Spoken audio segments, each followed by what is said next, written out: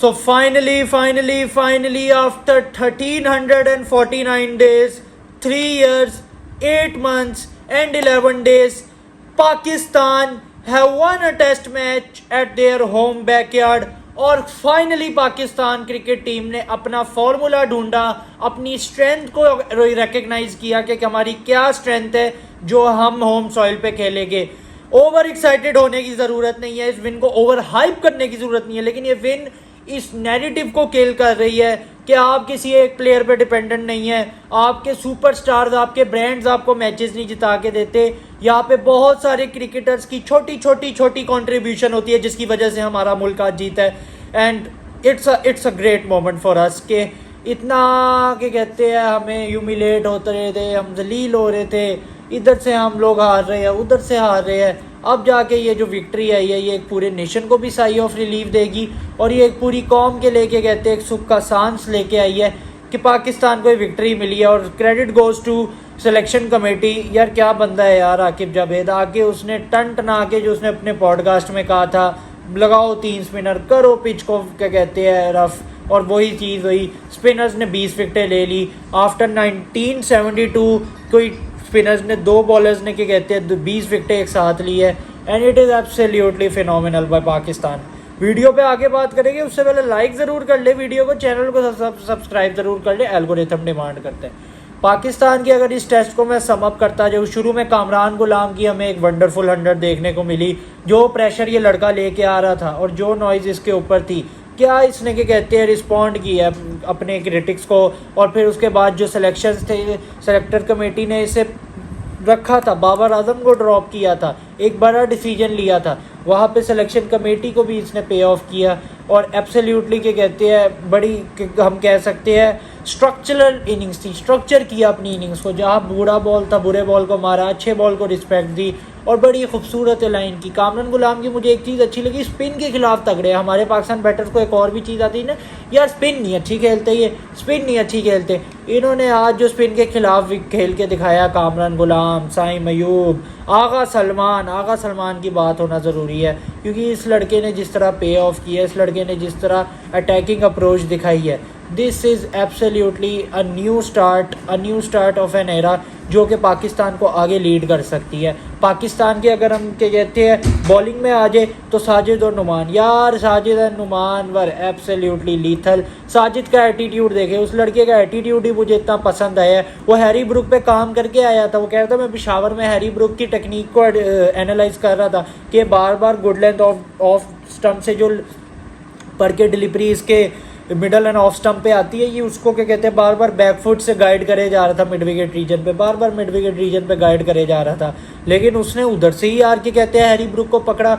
वो बॉल इतना बड़ा टर्न हो गया, शार्प टर्न हो गया हैरी ब्रुक के गेट्स के थ्रू जो निकला है यार. साजिद को भी क्रेडिट जाता है, साथ साथ नुमान अली को भी. दोनों को टेस्ट मैच से बाहर कर दिया गया था विदाउट एनी रीज़न. लेकिन हम कह भी सकते उस टाइम कंडीशन इतनी ऑफर नहीं करती थी, इन दोनों का बनता भी नहीं था खेलना. लेकिन अब इन्होंने अपनी क्या कहते हैं सिलेक्शन को भी जस्टिफाई किया है और इन्होंने बताया है कि पाकिस्तान नए प्लेयरों के साथ भी जीत सकता है. पाकिस्तान डिपेंडेंट नहीं है, हमारे मुल्क में बहुत टैलेंट है, सिर्फ टैलेंट को जो नर्चर करने वाले लोग हैं ना वो इस मुल्क में एग्जिस्ट नहीं करते. So Pakistan has won a test match after a long time.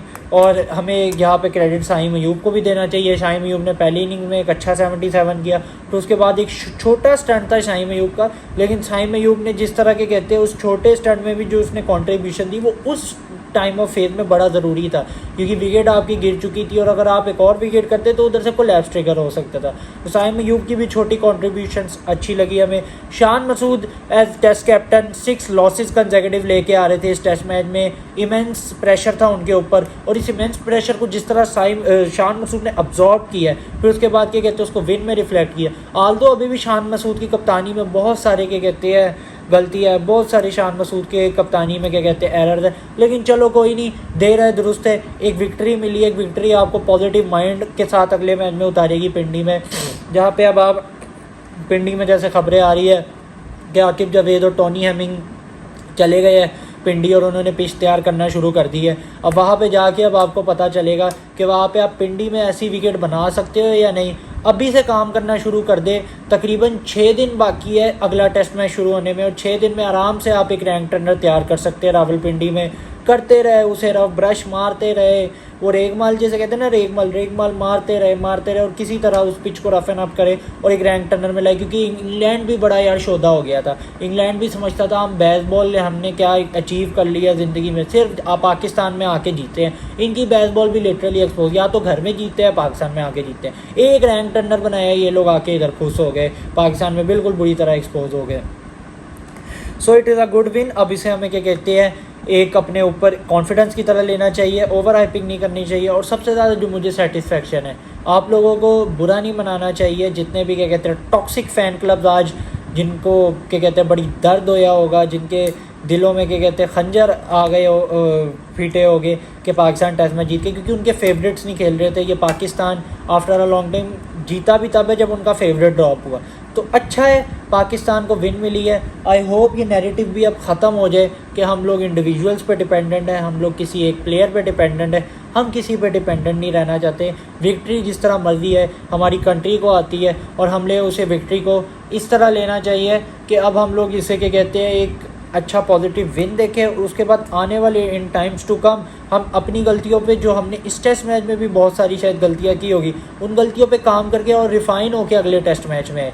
और नैरेटिव की जिस तरह मैंने बात की, टॉक्सिक फ़ैन क्लब्स तो आज बिल्कुल तबाह बर्बाद हो गए होगी, उनसे तो ये हज़म ही नहीं हो रही होगी। उन टॉक्सिक फ़ैन क्लब्स के प्रेसिडेंट रमीज़ राजा जो कमेंट्री में बिल्कुल ही चुप हो गए थे, वो तो पता नहीं कमेंट्री में कह रहे हैं जब कामरान गुलाम ने 100 की कि कामरान गुलाम पे कोई प्रेशर नहीं था। यहाँ पे जब आप डेब्यू करते तो कोई प्रेशर नहीं था। यार रमीज़ राजा, आपकी तो मैं हिपोक्रेसी का क्या ही कहूँ। आप ही वही क्या कहते हैं इंसान है जिसने फ्लैट पिचेस का पाकिस्तान में आगाज़ किया था, और पाकिस्तान वहाँ से टेस्ट मैचेस हारना शुरू हो गया था होम पे, और पाकिस्तान अपनी स्ट्रेंथ को भूल गया था, पाकिस्तान अपनी आइडेंटिटी को लॉस्ट कर गया था। उसका सबसे बड़ा कसूरवार इन टेस्ट क्रिकेट आप बहुत बड़े उसके क्या कहते हैं ज़िम्मेदार है। और अब आप कमेंट्री में बैठ के कहते हैं नहीं नेचुरल जो पिच की क्लाइमेट होता है ना, उसको नहीं छेड़ना चाहिए। मतलब हिपोक्रेसी आप किंग कहते हैं ना किसी को, हिपोक्रेसी के किंग है आप। Good win for Pakistan. अब जाए इसको एक पॉजिटिव क्या कहते हैं माइंडसेट लेके जाए अगले मैच में।